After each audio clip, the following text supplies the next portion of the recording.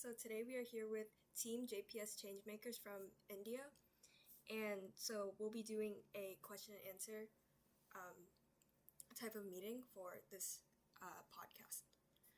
So the first question we have for you guys is, what does first mean to your team? So you guys can either choose to answer this individually for each member, or you guys can come up with an answer as a whole.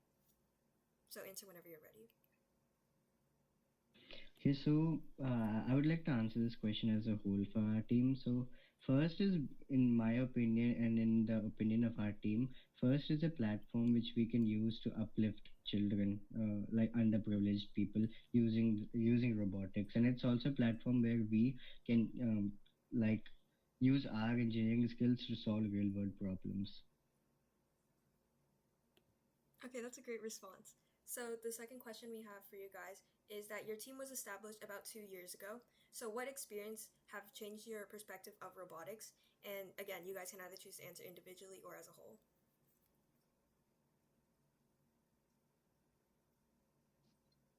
I would like to answer this one. Though our team is 2 years, was established 2 years ago, but most of us are like not most of us, but almost all of us are um, rookies, and only two of them are veterans. So, but if you would ask what has changed, past 2 years, we have been only focusing on robot building and not outreach and actually encouraging children or our juniors to participate in robotics. But this year we have really focused on communications and empowerment of especially girls. Also this year we have more girls in team than past 2 years. Okay, yeah, that's a really good, I guess, outlook onto your team. And then so the final general question I have for you guys is, what is a goal you hope to accomplish this season? And specifically, what does your team want to do differently this year to improve on performance of previous years?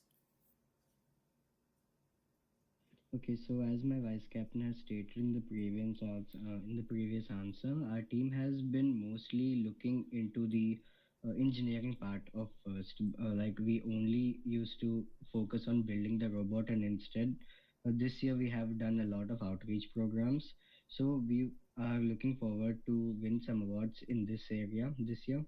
And the thing that I think we're doing differently is that our outreach programs are kind of unique this year. So that's what I think our team has done differently compared to other teams. All right, that sounds awesome. I really like how you guys are progressing and making sure that you guys are touching something new. So touching on like your strong engineering background, I just wanted to ask some mechanical questions. So specifically, like for this season, what is one thing that's unique about your robot this year? We've been using a lot of 3D printed parts this year. Normally, we use the COTS parts which are available in the market, but this year we have been using a lot of 3D printed parts. So that's kind of unique this year about our robot. That's awesome. I love to see that. So, another question. What is one part of the robot that you're most proud of? And then what is something that you also want to improve on your robot right now? Okay, so our robot isn't completely ready right now. The shooting mechanism is still left. It's still in the building stage. But the part that I'm most proud of is the sorting mechanism, because from these outreach sessions that we have done, we got to know that most robots of most teams, they don't have sorting mechanisms. So that's what I'm really proud about. That's nice to hear. I love to see sorting in robots, especially this season. You're like actually taking advantage of the scoring that you can do. What is something that you want to improve currently on your robot?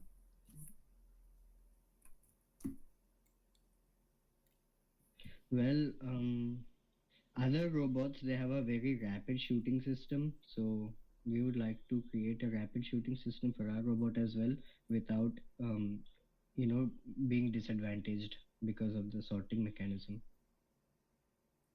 I see. I see. That's nice. And then another final mechanical question. How do you apply the engineering process to your design?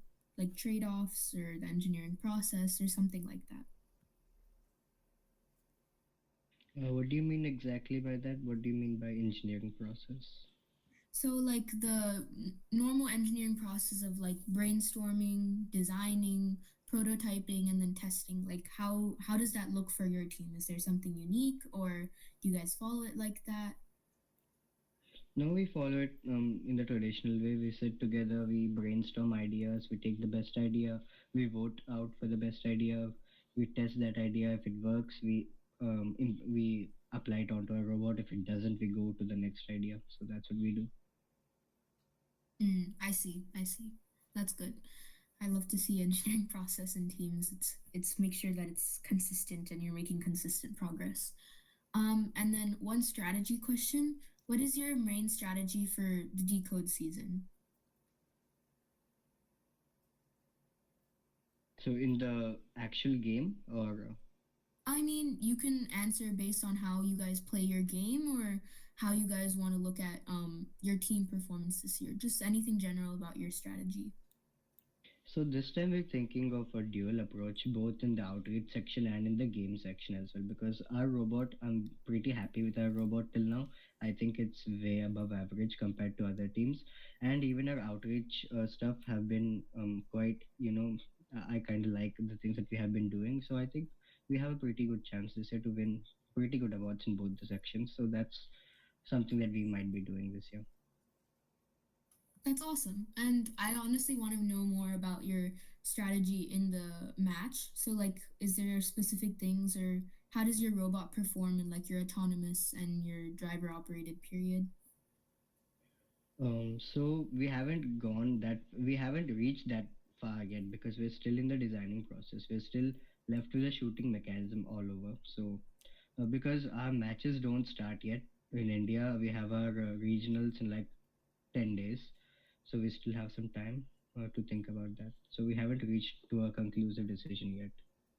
Oh, okay, okay. Well, good luck for your league matches in 10 days, but Thank you. Rachel will take over with some remaining business and outreach questions that she has. Okay, yeah, so thank you, Sanjana.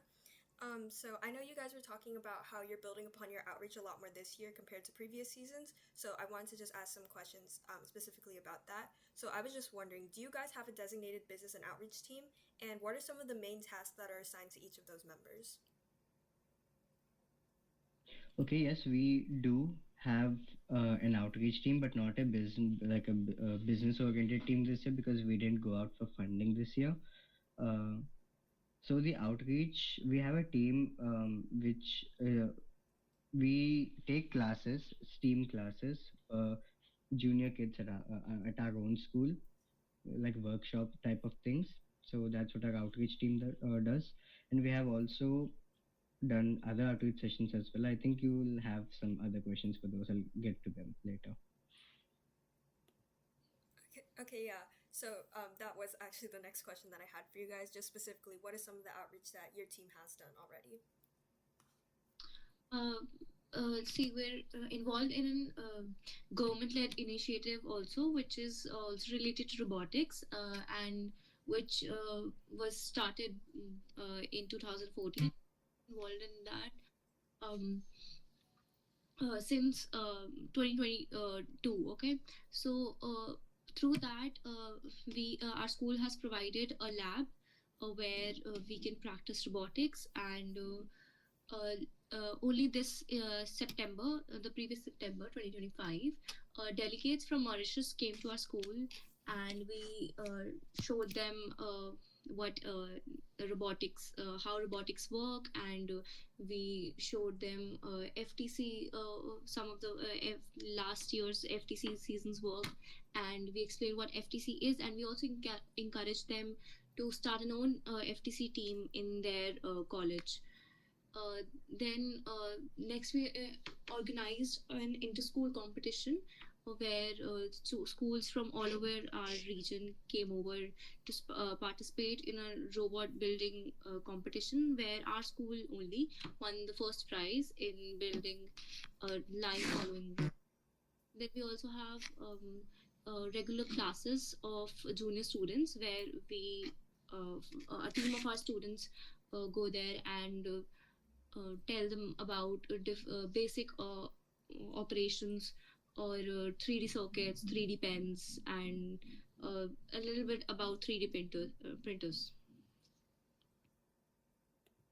Okay, wait, yeah, that's really cool that your guys' outreach is really diverse. And I really like how you guys are focusing on bringing the first community together also, but also, like as you were saying, through hosting in-school competitions, but also increasing your reach throughout the region. I think that's really interesting. And so the next question I have for you guys is, what are some unique skills that you guys have learned from doing outreach? So this can be things like just organizing events or maybe more personal skills, so things like public communication and just things like that. Well, basically getting along with each other, that has been a really big hurdle in our team, because our team is a very large team with 20 people and we have fights and all. So we have actually learned how to get along with each other very much in this season, honestly. That's something very personal that I have learned. I actually really like that response because I think um, I'm really glad that like cooperation is kind of one of your main focuses for this season, especially since you guys, I think you were emphasizing how you guys, like a lot of you were rookies this year. Um, yeah, I really like to see that. And so a final question that I have for your guys' outreach is, do you guys have any future plans for your outreach or other things in the works that you hope to grow this year?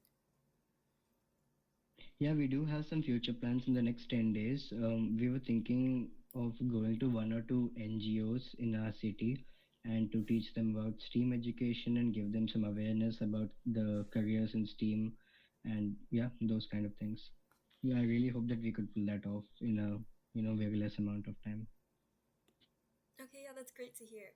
Um, so that's actually all the questions that we have for you guys today. If you guys have any other questions you guys want to ask us, then we can continue with the meeting. But if not, then I guess this will be it. But do you guys have any other questions you want to ask? It can be anything about like our outreach or how we manage our team or anything about our robot. Yeah, can you tell us a little bit about your team, because we have told you a lot about our team, so we also want to know a bit about your team. Actually, let me start with an introduction. Actually, there are like five of us, so let me introduce myself. I'm the captain. So hi. Hello. Hello. I'm Dolcy, the member of the outreach team. Hello. Hi. Hello. Hi, I'm Snigdha. I'm the vice captain. Then we have Ansh, who is the head of hardware and designing, and Vishnu, who is the head of programming. Awesome. I'm Sanjana, so I do both mechanical and business on our team. And I'm Rachel, and I'm actually the business lead of our team. Okay, that's nice. So can you guys tell us a little bit about your outreach? What have you guys done? So for our outreach this year, a lot of the stuff we do is we do a lot of community outreach, especially like from last year. We're kind of continuing some of our other outreach initiatives. So one of the main ones we have is connecting with the local youth in our community. And so we've improved on this, or we've added on to this year by attending a local STEM night at one of the nearby schools in our area. And we've also partnered with the Orlando Science Center, which is kind of like a science interactive museum, also very close to us. And we've done a demonstration there, and we're planning to also have more collaborations with that organization. And we've also had a couple unique outreaches this year. So one of them would be partnering with this this other nonprofit organization that basically helps kids who have critical illnesses. And so we were able to actually perform a demonstration at their one of their resort kind of facilities, and we were able to expand like our outreach in a very, I guess, a unique way. Um, Being able to reach kind of that group of underrepresented individuals, and I think that was one of like what would I say is one of our most proudest outreaches this year. But we've also done things like volunteering at an FLL competition. Um, we've also attended more professional conventions like ITSEC and are planning to attend SpaceCom, which are both international engineering conventions that are in our area. But yeah, I'd say those are some of the main outreach focuses we had for this year. So, from how many years have you been participating in FTC? So Yeah. So, oh, sorry, oh, you do can you want to? continue. Okay. So this is Cattlebots, our team's fifth year. That being said, the members on our team have only been on the team for 2 to 3 years. But this is like a our team is like a veteran team, being here for 5 years now. Yes, So so in before moving ahead, yes, Akshat, you can continue. yeah, so is FTC like a really big thing in your area, in your region? Yeah, in our region and in Florida, because the way that it's done in America is by separate states because there are so many teams. I would say it's pretty big. Like how, for reference, how our competitions are structured. I'm sure it's different in India. We have our leagues, so that's like a regional. And in our league, we have 33 teams. From there, if you win, you move on to the state championship. So that's with all the teams who have won from their leagues competing amongst each other. And then I believe it's four or six teams that move on from the state that then attend the world championship. So it's definitely competitive because there are so many teams starting from every school. But I think that just contributes to how fun FTC is because you get to see a lot of kids participating in it. Okay, in our country, it's not that popular. Like Mm. in our country, I couldn't say like in overally, but in our region, we're the only team from our region. So sometimes the regionals don't even happen, and we directly go to the nationals. Yeah, that has happened since the Oh, last 2 years we participated. I see. In India, since you guys are the only team in your region, you guys are from Faridabad, right?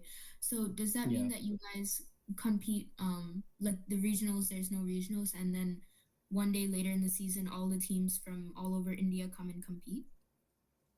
Yeah, that happened last year and the year before that, but this year there have been some teams popping up Mm-hmm. from our region. So this time the regionals will happen, but it's like a very small game this year because I Mm, think I there'll be very less teams from us from our region. okay. That's interesting. Yes, Have you so before won moving any ahead, award? I would like to ask one question. Hmm. Before moving ahead, can I ask one question? Yeah, go for it. So can you please tell a little bit about your robot, like intake prototype and the sorting mechanism? Yeah. So for our robot for this season, we have like gecko wheels for our intake. That takes it in on a ramp, and then we do have a sorter so that we can kind of color sort and get those scoring points at the end of the match. And then we have a transfer system. We use another wheel so that and a flicker, like a servo powered flicker, so that the ball when it's in the right position it shoots up. And then we have a shooter. It's just a hood with two different angles, so we can shoot both from the short region and the far region, so we can score into the depot. And then we don't really have any like uh what is it, like a stacking mechanism. Like at the end of the game, we just partially park in the end game period, like the last 30 seconds. Okay, that's quite impressive. Can you please show? You might give me 1 second. I have to pull up our CAD. I just need to log in. But yeah, I can show you what we have for this Yeah, in the season. meantime, is it okay if I show you a video of our intake mechanism and sorting mechanism? Yeah, I'd love to see that. Yeah, give me just a second, please. Okay. Can you guys see my screen? Yes. Yeah, I'm still recording this part, by the way. So Yeah, it's okay. okay.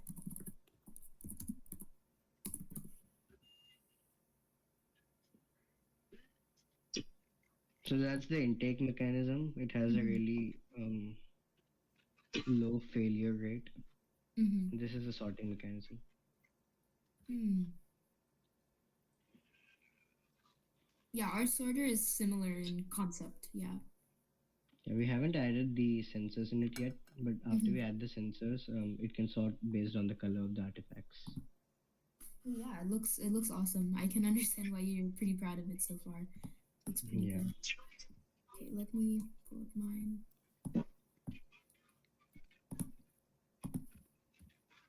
Give me 1 second. Okay, so in the meantime, you are showing your screen. Can I ask one question? Yeah. So what was the biggest mechanical challenge you guys faced this year? Honestly, the biggest mechanical challenge we faced this year was definitely for our intake. Because we had figured out the like how we wanted our sorter and our shooter pretty early in the season, but then putting it together with the intake, our robot is like honestly almost exactly at the 18 by 18 by 18 dimensions. So we had to go through multiple iterations to make sure our intake was very smooth and like had a seamless transition to the sorter. So I would say that was one of our biggest mechanical challenges this year. But with a lot of CAD and prototyping, we were able to figure it out.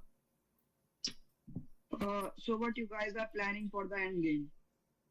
So for the end game, we still are probably going to only do partial park for the parking.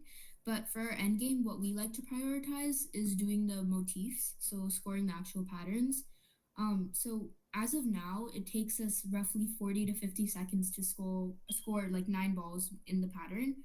But we added the color sensor recently, so hopefully now with our new programming, we should be able to cycle much faster.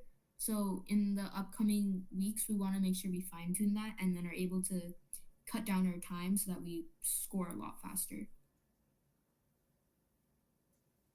All right. Is it fine if I share my screen now? Yeah. Yeah, please go on. Yeah. Yes, yes. All right.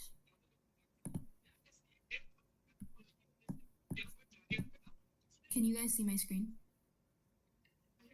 Yes, yes, it's visible. Yeah. Yeah. Okay, so this is my robot. This is our robot. I currently don't have my mouse, so I can't turn as easily. But over here you can see our intake. And then inside we have our sorter. It's kind of similar to how you guys have your spindex, what we call it, I guess. So it just allows the balls to sit here and then turn, similar concept to your guys's. And then in the back we have the elevator like I was talking about, so wheel to push it up. And then here we have our shooter with this hood that can change angles so that we can launch from both zones. But yeah, this is essentially a robot for this season. Yeah, that's really cool. We are actually planning on using a turret with the camera so that it can lock into the motif, so we don't have to change the angle of the turret. Yeah, that was one of the things that we wanted to have for this season as well. We actually started CADing it as well, but with the time constraints, we decided that because we have our holidays at the moment, so it kind of took away 2 weeks from our time, and so our competition is coming up because we have 3 meets, then we have our league championship. So we have our third meet coming up, so we may or may not do a turret, we're not sure, but it's something that we do want to work towards. Okay, great. Okay, So how you guys will be ensuring precision and consistency in the autonomous mode?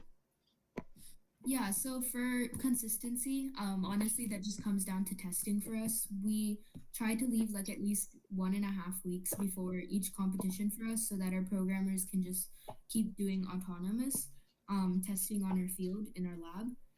So for consistency, we're mainly just doing a bunch of testing and as things come up, trying to fix them. So we have a color sensor that we're integrating, and then we also have like an auto align. So it's not the same as a turret, of course, but with our camera, we're able to scan the QR code that's on the depots, so that way we can turn our bot to make sure we're shooting at the goal. Okay, that's nice. Mm-hmm. Have you guys Okay, I won think any award in the previous years?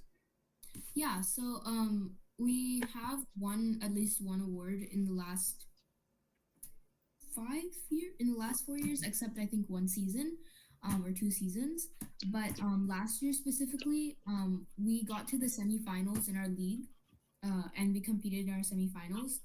Then we got the engineering award, Think Award. We got second place for that, and then we got Inspire Award third place. So from there, we qualified to our state championship. Okay. So how you guys are planning for the judges interviews? Yeah, so right now our engineering portfolio is still in development. So obviously we're just making sure that we meet all the criteria for the awards from that. But from there, what we like to do is before our judges interviews and our judge meeting, we try to make sure we have a presentation that covers like our team, our robot, and our outreach and our future plans. And we try to involve everybody on the team, so everybody's presenting and representing our team, and that way, when we go to the actual interviews on the real day, everyone is also prepared and we can all just be involved in the judging process. Okay, so do you guys have any tips for us on how to win awards? Because we haven't won a single award in our journey yet. Yeah, so I would definitely say it's not necessarily like something that's out of reach. Like, first of all, don't lose motivation because, for example, for us last year, everyone only had 1 year or 2 years of experience. But because we were able to like identify a strategy of how we should make our portfolio, we were still able to win awards. So, what I personally did when we were working in the awards, before I even started making the portfolio or planning out any content I wanted to show the judges, I first went through the FTC decode like the FTC into the deep manual. So this year would be decode, of course. And I looked at all the award requirements and I made like a list of what should my portfolio have if I want to win this award. So for example, for engineering award, you specifically need to have how did you apply engineering lessons? What is your engineering process? So I wrote that down so that I make sure that in my portfolio I include them no matter what. That's like I would say one of the most important things, like making sure you have everything that you need to include, you're planning for it. So that would mean you have all the business stuff you need to have, all the outreach stuff, all the engineering stuff. And so like that you're able to plan your portfolio accordingly.